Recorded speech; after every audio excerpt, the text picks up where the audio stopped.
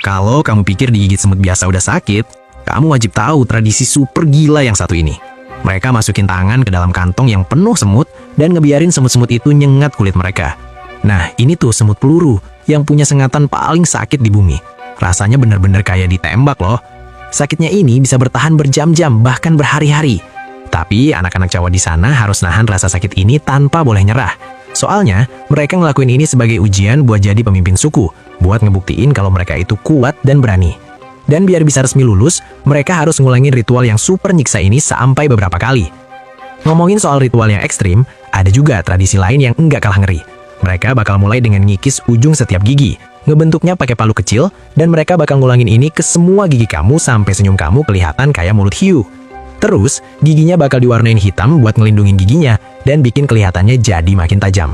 Soalnya, di budaya mereka, makin tajam gigi kamu bakal dianggap makin kuat dan dihormati. Karena ibaratnya kamu tuh kayak bawa senjata mematikan di dalam mulut kamu.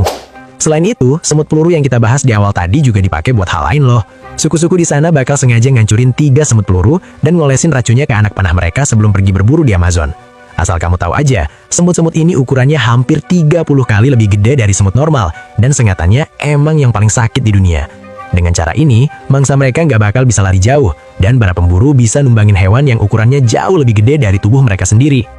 Majikannya sering memperlakukan kambing itu dengan kasar menggunakan tongkat. Ia melakukan hal tersebut agar kambing itu menjadi agresif terhadap manusia sehingga mau menjaganya, dan hal ini berlangsung cukup lama. Namun suatu hari kambing itu tidak tahan lagi. Ia menyeruduk majikannya hingga pria itu terjatuh. Saat pria itu mencoba menjauh, kambing itu terus mengejarnya sampai ke teras rumah, yang akhirnya membuat ia terjatuh dengan keras. Pria itu kemudian meninggal tidak lama setelah kejadian tersebut. Ketika jasadnya ditemukan, kambing itu diamankan. Namun alih-alih disuntik mati, kambing tersebut dibawa dan dirawat oleh penyelamat hewan.